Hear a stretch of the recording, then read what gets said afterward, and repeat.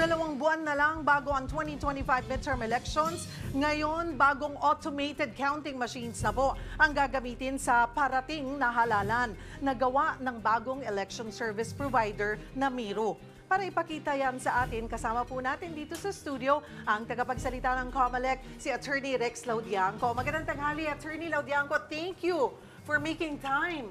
Magandang tanghali po, Ms. Cheryl. At ngayon po, nasa harapan natin ang automated counting machine. Oo nga, ang laki. Ganito po siya talaga. Pero kung mapapansin nyo, unahin natin, kung mapapansin nyo mga kapatid, kaya ba natin i-wide to, direct, hindi siya nakasaksak at all.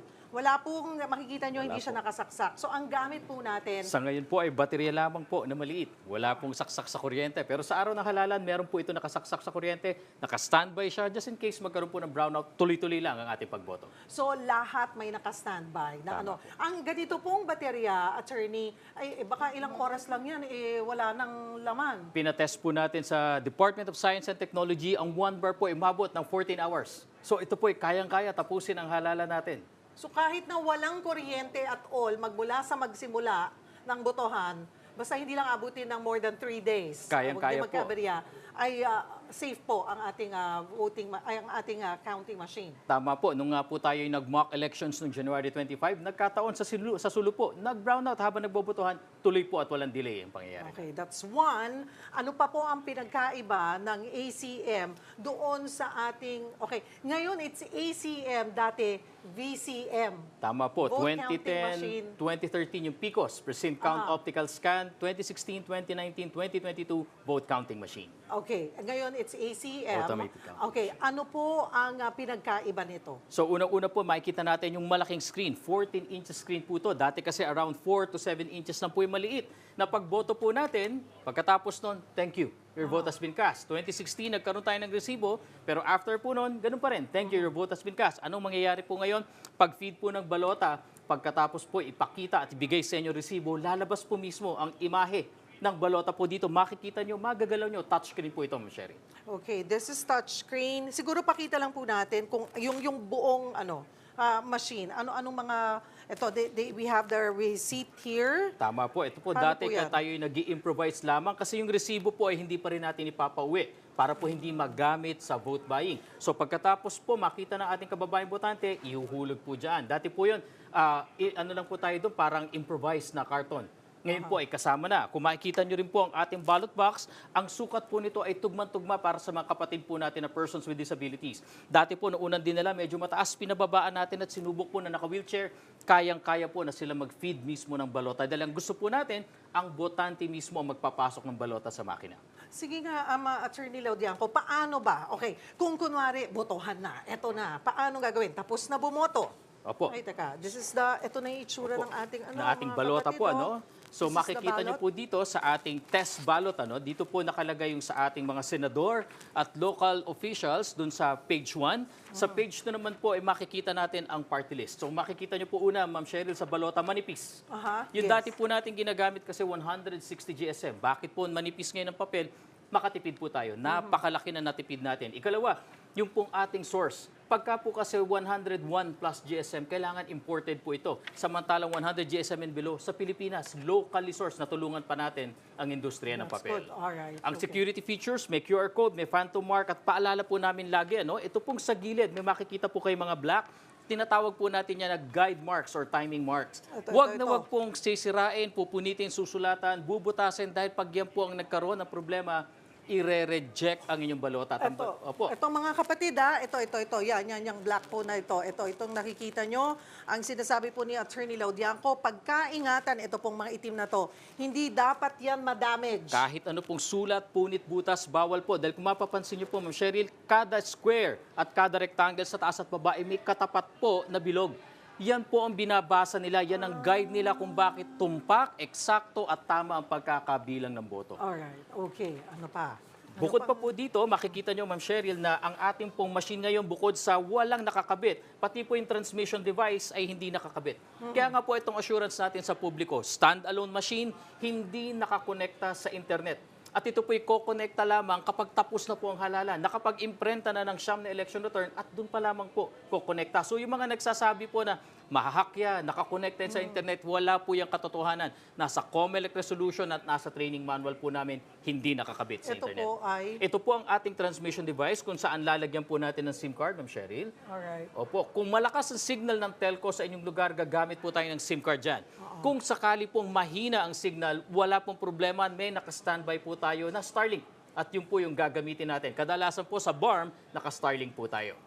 Isa pa po na makikita nyo dito, ang ating pong security features, ang ginagamit na po ng electoral boards ay yung tinatawag na smart security cards. Ito po ay locally sourced din. Dati po kasi iButton, ini-import pa po natin sa China. Meron po para sa chairperson, sa poll clerk at sa third member. Yung ika-apat po ay para sa rezero. Bakit po kailangan may rezero? Tandaan po natin, 3 days before the election, lahat ng makina na matatanggap ng teachers, kailangan magkaroon ng final testing and sealing. Paano po yun? May sobrang 10 balota. Kung saan ang watchers and teachers boboto, pagkatapos po nilang boboto, feed sa makina. Titignan ng election returns kung tugma ang mano-manong pagbilang doon sa lumabas sa makina, easy-zero na yan, seselyado na, ready na po yan for elections. Okay, alright. Okay. Meron Etong pa po mga- dito na headphones. Okay. Ang headphones naman po kasi ang pagboto po ng ating mga visually impaired at visually challenged na mga kababayan, pwede talagang may assistor po yan. May tutulong na mag-shade sa kanila. Gusto kong botohan si Mayor A, si Vice Mayor B, si Councilor C, D, E. Pero ang pakiramdam ng ating kababayan, pag feed ng makina, hindi naman po niya makikita. Walang kasiguruhan. Sa pamamagitan ng headphone, isusuot po niya to. Pag feed ng makina, babasahin sa kanya kung sino yung binutuhan. Mayor A, Vice Mayor B, Councilor C, D, E, F. So po yung pong kababayan natin na hindi nakita ang kanyang balota, uuwi na alam niyang tama at nabotohan ang gusto niya. Okay, that's good. to Ang know. marking Wow. pens din po natin ay dinisenyo na katugma ng ating pong Naman natin, papel. baka sumobra yan, di ba? Tama po. Yun Makikita yung- nyo po na may sapat na kapal po yung tip niyan para po pag shade natin, wala na pong pagdududa pa na yun ang bobotohan nyo. Pero yun po ang pakiusap po natin. Sa pagboto po, i-shade ng buo yung bilog. At wag pong gagamit ng ibang markers dahil po either mabubutas yung inyong balota o kaya po ayaw matuyo na magkaroon pa ng smudges sa inyong balota. Ilang percent kagad po na nakulayan yung bilog? Dapat po ay around 15% para basahin. Kaya nga po, Kahit tuldok lang pala Opo. mababasa na. yan po ang Oo. sinadya nating idisenyo. At doon po sa natatakot, alam po natin, papel ito, medyo manipis. Huwag po kayo Lumagpas matakot. sa likod. Opo, Oo, lumampas sa likod, magkaroon ng bleed-through. Pag tinignan nyo po, walang bilog na magkatapat po yan. Kaya po, imposibleng mangyari na bumoto ka sa harapan ay nabutohan sa likod. Hindi rin po mangyayari na kung tama ang iyong pagbilog ay aabutin mo yung nasa kabila. Yan po ang mga disenyo para po masecure yung boto ng ating mga kababayan. At least 15%, paano kung sumobra doon sa pulang bilog? Wala pong problema. Gusto niyo po mamaya subukin natin na lampas ng konti. Kahit diinan pa natin, kahit tumagos, babasahin po yan ng ating makina. Alright, we will do that. Okay, so yun na, kompleto na po tayo.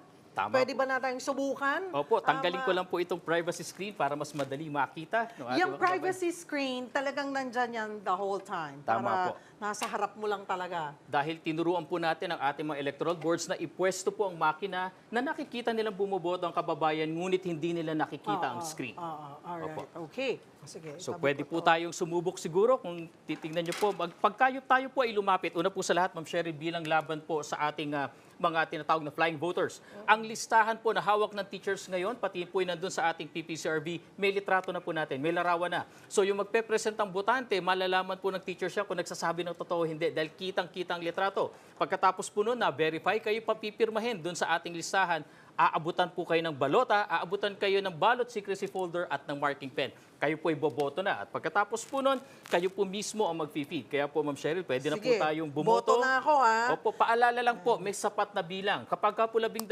senador, hanggang 12 lang po. Pag lumampas sa 12, ang tawag po natin dyan overvote. Ano po ang mangyayari doon? Hindi po bibilangin kahit isa. Pag sinabing isa lamang po ang botohan ninyo. Pero halimbawa naman po, 12, gusto nyo lang pong botohan, Ma'am Cheryl, 6. Wala pong problema ang undervote at hindi maapektuhan po yung mga ibang parte ng O, balota. lalagyan ko lang siya ng 3, pero yung isa sosobrahan ko, Sige po. attorney, ha? At hinihiling ko po, diinan nyo pa po yung isa para patagusin po natin sa likod. Sige, Opo, sige, tingnan sige. po natin kung maapektuhan yung likod. Talagang didiinan ko siya, diniinan ko mabuti. Opo, Yung isa, sinobrahan ko. sinobrahan nyo po. At nadiinan, yung isa tama lang, sapat. Tama lang po. Okay. Opo. Alright. Sige po, Pwede na ba yun? Lahat ba? Pwede naman po wag lahat. Ako Oo, naman wag po, na. ang gagawin ko po, bobotohan ko at sasadyain ko pong markahan yung gilid. Diba? Sabi ko po kanina, oo. pakaingatan yan, wag niyong lalagyan. Tignan po natin kung babasahin yung aking balota. Okay. So, pagkatapos Ayan. po Sa nito- senador lang ako Opo, pwede na po Senador. tayong pumunta dito at ready na po mag-accept ang ating makina. Ayan mga kapatid, direct pa close up nga.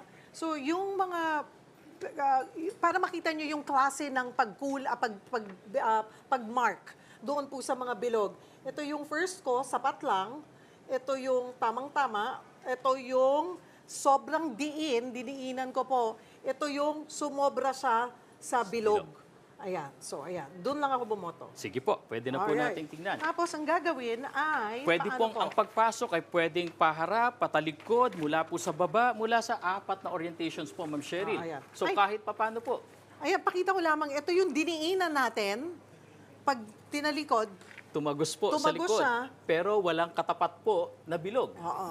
So, ayan, it's clear. So, ayan, mga kapatid, kung boboto daw, basta ang nasa taas ay yung QR code. Yun ang Tama. Kahit unang alin po, kahit ipapasok. aling orientation kahit na po, pabaliktad. kahit po pabaligtad, pwede po. Ayan, kahit na ano. Alright. Kahit na ano po. Sige, let's do this. So ang una po niyo mapapansin, Ma'am Cheryl, ay pag-feed po ninyo, sige po. Pag yan po ay kinagat na ng makina, mabilis. 200 millimeters per second po ito. Yung dati po natin ay 70 millimeters per second, kaya mabagal. Mabagal. Ngayon po ay bine-verify niya na ang balota dahil may security features ang ating balota. Kikilalanin niya It kung says para sa verified. makinang ito lamang ang balota na yan. Aha. So pagkatapos po niya ma-verify, sinesave na po niya. Ang kasunod na po nito, Ma'am Cheryl, lalabas na po ang resibo. Kung mapapansin niyo po, walang 1 minuto ay natapos na. Tingnan niyo po, Ma'am Cheryl, ang kasunod, Ma'am. Dito po tayo muna. Lalabas po ang inyong balota. Pwede niyo pong galawin. Tignan po ninyo. Titignan ko kung Binibigyan- yan nga ba yung binoto ko? Yan po, yung mga Ayan. binoto ninyo. Meron po Oo. kayong 15 seconds para makita ang harapan. Hindi ito ang binoto ko. Ito yung likod. Ito po yung harapan po. Ito po yung apat na, ito po yung party list na binutuhan nyo na tumagos. Ito po yung sa harapan kanina. So meron lamang po tayong 15 seconds sa harapan at 5 seconds sa likod para masiguro na lahat po ay pwede. Pwede po nating tignan ngayon yung inyong resibo kung tama nga po ba. Yung 4 na binutuhan. Senador lang ang binoto ko kanina. At nakikita po natin, Oo. lumalabas po 4 may lang talaga 4 yung na minarkahan binutuhan. ko at yun nga yung lumabas na At resulta. may kasunod po sa ilalim, Ma'am Cheryl, Nawala. nakalagay undervote. Undervote. Ibig sabihin, ay, eto po, may nakalagay na 8 undervotes. Ibig sabihin, kasi 12 na senador, di ba mga kapatid? 4 lang. So sinasabi niya na kung ilan yung hindi mo binotohan. So lahat ng hindi kayo bumoto, pati sa mayor or ano, kung kunwari, naipasok na attorney, at sabi, wala sa mayor, ay hindi pala ako nakaboto sa mayor, pwede pa bang ano? Naku, hindi na Hindi po. na. Pumasok na po ito sa makina, ito po'y binilang na at hindi na po natin pwedeng ibalik. Oh, ayan, wala nang take 2, wala na pong round 2. Alright. After this, ito sabi nyo, hindi pwedeng iuwi. Hindi po pwedeng uwi para hindi maging ebidensya ng vote buying. May Supposedly, resibo. ang mangyayari po ngayon ay dapat ilagay na po natin sa receptacle. Pero inihiling ko po, Ma'am Cheryl, para po sa demonstration natin ito, wag nating lagay sa receptacle. Dahil ipapakita ko po na talagang na-save yung inyong balota. Testing ko lang po yung aking balota na ginuhitan ko sa gilid. Ito, yung Sabi may- ko po, pag dinungisan natin ang gilid, ire-reject po ng makina ang ating balota. So ilagay po natin. Kaya po paalala natin, panatilihing malinis, tayo po'y magguhit lamang dun sa bilog. So una po ang gagawin niya, scan, tinitignan niya kung para sa kanyang balota, verifying, at tignan po natin kung ano kasunod na mangyayari. Ang kasunod na po niyan, nireject po ang balota dahil meron pong contaminated na parte. Yan po yung sinasabi namin. Pag ginawa niyo po ito sa balota, hindi po papalitan na ang balota dahil 1:1 po ang bilang. Ay, iluluwa niya ulit. Iluluwa po niya dahil ito po yung okay. rejected. Ang gagawin po ng Electoral Board, mamarkahan po ito ng malaking reject at ilalagay sa envelope ng rejected ballots. Kasi accounted ang bawat balota. Tama po. Alright, Kaya po okay. isang pagmamarka ito, bawal na bawal po magmarka ng kahit anuman sa ating balota. Okay. Alright. With this, yun pong papakita natin. Opo. So ngayon po, tatapusin. Kunyari po, tapos Tapos na tayo na ang sa botohan. botohan. Ganun po Papaano yun? lang po natin sa assign na ating electoral board. Kung makikita nyo po, gamit niya ito. Hindi po pwedeng isang tao lamang ang mag-aayos po nito. Kailangan na mag-ooperate po nito ay at least 2 po sa electoral board. So hindi pwedeng iisang tao lamang po ang gagawa nito. Ang bawat electoral boy may kanya-kanyang card. na may Okay. kanya-kanyang mga pins para masiguro. Iba-iba rin ang pin. Tama po, may pin. Hiling po natin sa electoral board, mahigpit na ipinagbabawal ang pamimigay po ng sikreto ninyong identification number at huwag bibigay ang card sa kahit sinong tao. So sa ngayon po, ang mangyayari, kung tapos na po tayo, assume natin alas 7 na po ng gabi, wala nang bumoboto. So ang mangyayari po, i-close na ang voting at ang unang gagawin po ng ating mga makina ay isusuma niya. So kung tinitignan po natin o pinapasuot po yung ating card slot, ganyan po, ilalagay lamang yan and then mag-e-enter po ng PIN yung ating electoral board. So kahit manakaw po iyang card pero wala ang PIN, hindi po magagamit. Makuha man ang PIN, ngunit wala ang card, hindi rin po magagamit yan. At dapat yung pin ay doon sa mga electoral board, hindi pwedeng mag-share. Tama po, panatilihin po kanya-kanya lamang. Or regardless, kahit na magkapalitan or hindi naman pwedeng ipasok, magkakaiba yung pin, magkakaiba yung card. Magkakaiba po yung PIN, magkakaiba po yung card. So ngayon po na ang proseso ay tinapos na po natin, kasunod na po niyan. Tinatabulate na po ang resulta ng halalan. So kanina po, kung alam niyo na po yung bobotohan niyo, walang 1 minuto, natapos ang Yes. kada botante. Kaya po, sa ating mga botante, may ibibigay po sa ating lahat na tinatawag na voter information sheet.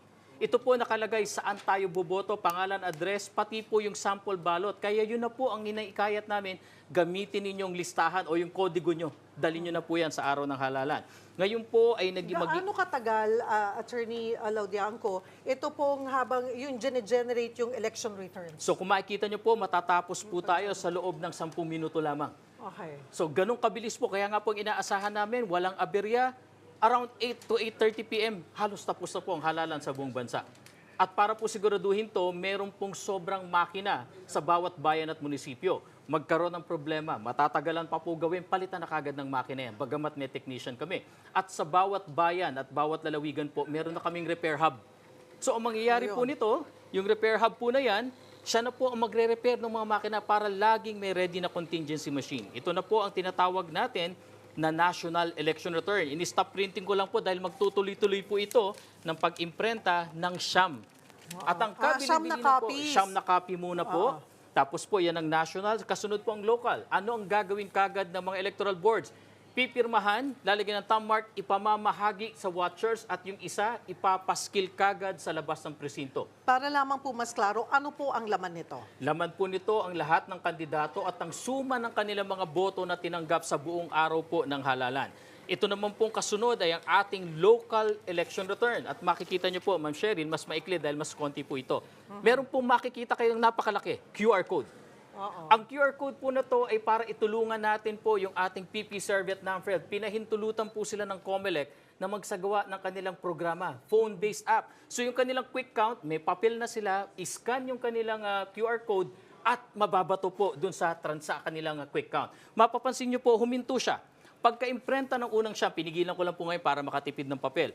Papakita dyan, tatanungin ka kung kailangan mag-transmit at sa Do you punto want to lamang po transmit? ito na Okay. ikakabit yung transmission device. Kaya yung kumakalat po na story na nakakabit sa internet the whole time. Tapos yung transmission ay babato. Yes, hindi gamit po ang totoo internet. yon. Sa punto lamang pong ito, ikakabit ang ating transmission device. Pero ngunit dahil wala po tayong transmission, skip ko na po ito. Dahil sarado at silyado na po ang server ng COMELEC. Alright, Yan. okay. So magtutuloy ngayon po siya sa pag-imprenta ng kasunod na 21 election returns. 30 po kasi, 30 ang requirement ng ating batas. Saan po ito isasaksak? Dito po sa likod, meron po tayong USB port. So sa ating mga kababayan po, okay. makikita ninyo, bukod sa kuryente Meron or dito. baterya, walang nakasaksak. Maghapon po gagana ito, stand-alone machine. At isa pa po na kailangan namin emphasize, Ma'am Cheryl, ang ACM po ay send capability only. Wala po siyang kapasidad na tumanggap ng anuman signal. Sinadya po yon. Para nga po laban natin sa hacking. Kayo may nagsasabing, nakakabit yan sa internet the whole time. Hindi totoo. Makakatanggap yan ng signal para mamanipulate. Hindi totoo. May backdoor program yan. Hindi totoo dahil mismo ang programa po dumaan sa local source code review na ide-deposito na po namin sa Bangko Sentral sa Lunes. Okay. Yung mga source code. Alright. At ito pong machine na ito ay magkano per machine? Lumalabas po mga around 70,000 plus. Ang inupahan lang po natin ay 110,000. Hindi po natin binili. Ang purpose po natin kasi doon, pag tayo'y bumili, pagkatapos luma ng teknolohiya, gagastos tayo sa warehouse, gagastos ng tao, bayad ng premium sa GSIS. Para makaiwas po doon, upa lamang. Okay. Gagawin po natin. Alright. So ayan mga kapatid, alam nyo na, may idea na po kayo kung paano nyo gagawin after nyong bumoto. Again, please make sure na hindi nyo po matatamper ito pong mga linyang ito sa inyong mga balota. And i-double check nyo po na siguro bago kayo tumayo, double check nyo muna, bilangin nyo yung mga binoto nyo. Lahat ba ng posisyon nalagyan nyo? Huwag po kayong magmamadali. You can take your time dahil mabilis na pag isinaksak nyo na yung inyong mga balota. Again, how long will it take once na ipinasok na po yung balota? Wala pong 1 minuto, Walang katulad isang po ninyo. Walang 1 minuto. Kaya po, mas maganda, mas mabilis tayo. Alam na ang bobotohan bago dumating ng halalan. Bumoto ng mabilis. Wag po talaga tayong magdaan sa mga hula-hula na lang. Botohan po ninyo talaga, magsuri kayo. At pagkatapos, walang 1 minuto, tayo po itapos. Sa dami rin po ng iboboto, pwede po ba ang kodigo para klaro lamang? Pwede po kayong Or magdala. cellphone? Wag po ang cellphone dahil nakikiusap po kami, bawal po picturean, videohan o kanumang gagawin natin sa cellphone dahil bawal po ang mga bagay na yan. Kasi baka sabihin nila, nasa cellphone ko yung listahan ko eh. Naku, wag na po. May alternatibo. Yung pong sinasabi namin na voter information sheet na dadating sa inyo, yun na po ang gamitin ninyong parang kodigo. Ang pinakamaganda po dito, kanina na-imprenta na natin yung unang siyam, ngayon po yung kasunod na batch ng 21, parating na po tayo dun sa pinaka-exciting part ng ating vote counting machine. Kung saan po, pagkatapos niya mag-imprenta po ng lahat ng ito, ay dadating po yung statistical report. So lahat ng nangyari po ay nandito. Kanina po, ang pangako ng COMELEC, Ma'am Cheryl, pagkatapos ng botohan, ay ipapakita natin sa pamamagitan ng ballot review yung mga balota na pumasok sa kanya. Ma'am Cheryl, ito po yung binotohan nyo kanina. So lumalabas po, kayo'y bumoto sa 4 na senador lamang at bumoto. Ito po ang mismong balota ni Ma'am Cheryl na kinapture ng makina, patunay na talagang nasave. At meron pa po ako isang papakita, Ma'am Cheryl. Kanina po, yung resibo po ninyo ay hawak po natin. Ito po, yung resibo po ninyo, may 4 na binotohan. Ito po ay hindi gagawin sa halalan, ngunit papakita lamang po natin na may kapasidad po ang ating makina na kaya po niya na magbasa ng ating ating makina. QR code. Kanina po, di ba, merong 4 na marka si Ma'am Cheryl. Tinapat ko lamang po dito. Tignan po natin. Dapat ang lumabas sa pagsuma, ang binutuhan po ay si Born, De La Cruz, Jimin at Morales na siya pong nakita natin ngayon. Ayun. At tignan po natin sa balota ni Ma'am Cheryl. Dapat ang makita ko ay si Born, ayun, si De La Cruz, si Jimin, ayun po si Jimin, at si Morales. So mapapakita natin na ang totoong balota ni Ma'am Cheryl po ay na-record, na-save. So kung sino man po ang gusto mag-audit, sino man ang gusto magprotesta, ready po ang ating makina. May nakalagay po ba dito kung kanino pangalan yung balota? Hindi, Wala po. Wala. At kung halimbawa, tayo po ay 50 na bumoto dito, huwag kayong mag-alala doon sa tinatawag po natin na ballot review, hindi po nakasaad doon kung sino po yung bumoto dahil at random po yan. At random po ang mangyayari dyan. So isa pa po, kita nyo, nilabas yung BBPAT audit report. So ito po ay isa lamang sa mga pamamaraan kung saan masasabi po natin talagang pwedeng i-audit ang makina at makita at mapatunayan na tama ang resulta. Alright. Ready na po ba? Tapos na, di ba? Tapos na po. Na-imprenta lahat ng kakailanganin nating balota. Opo, tapos na po. Yung 68,500,000 na balota, ready na po yan. Ini-inspeksyon na lang isa-isa po, Ma'am Cheryl. Dahil po, dapat lahat ng makina, lahat ng balota dumaan sa makina to make sure na babasahin. Ganun ka-tedious po ang proseso. So, kamusta po ang verification? How long will that take? Umabot na po tayo sa 50%. So, inaasahan po natin by 2nd week of April, tapos na lahat ng verification. Baka nga po mapaaga pa. After ng verification, ano po ang susunod? Ito po ay impake na nakaset na po iyan per precinct. Dahil po eksaktong bilang ng presinto at bago po 2 weeks before the election, saka pa lamang ipapadala sa mga paaralan, sa mga teachers, sa pamamagitan po ng ating treasurer. Paano po i-impake? Opo, sa pamamagitan po ng isang vacuum sealed na isang corrugated box. So ito po ay mahulog mabasa, hindi po maapektuhan yung ating balota. May tracker pa po ito, may RFID chip. So mababantayan po ng COMELEC, pati ng PNP kung talaga bang nakarating. Bukod po doon, meron po siyang window. Inauthorize po natin ang ating mga treasurers at electoral boards. Pag natanggap ang balota, bago pa man po buksan ang box, may window po yan. Tignan kung tama nga at para sa kanila nga yung balota kasi maari pong mangyari na misdelivered.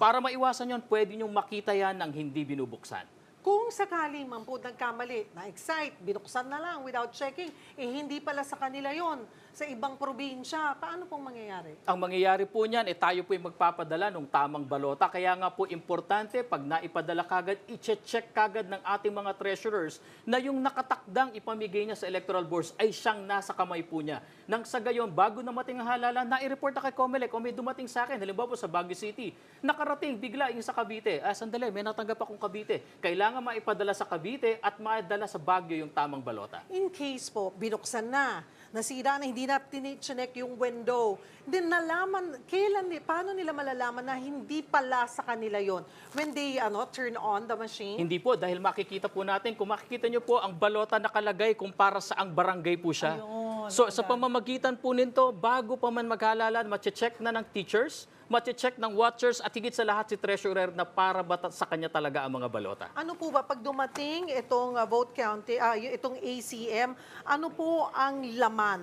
Ano Okay. po ang kasama sa pakete, sa package na? Okay, ang isang pakete po ay kasama ang ating ang automated counting machine. Nandun ang balota, nandun ang mga resibo, nandun ang balota ballot box. na. Lahat Sama-sama na. po yan, pati ang pens, pati ang indelible ink, lahat po ng gagamitin. Isang pakete po yan. At ang gagawin po natin, ipache-check natin sa lahat po ng ating mga teachers, kumpleto ba ang materyales na nasa iyo. Panghuli na lamang po, Attorney. I'm sure marami pa naman tayong pagkakataon. Pero muli, paalala po sa ating mga botante. Mensahe po. Opo, at maraming salamat po, Ma'am Cheryl. Ang lahat po ng ginagawa ng COMELEC ay transparent at nila-live po namin ito para sa inyo. Higit po sa lahat, ang ating makina po standalone, hindi nakakabit sa internet. At higit sa lahat po, ang pag-transmit po nito, may hawak na mga election returns sa mga tao. Machi-check sa website na isasagawa po namin sa araw ng halalan. May 6 na servers, PPCRB, NAMFREL, ang media, majority party, minority party, napakaraming tatanggap po ng resulta para ma-check ng bawat mamamayan, bawat watcher kung tama ba yung naipadala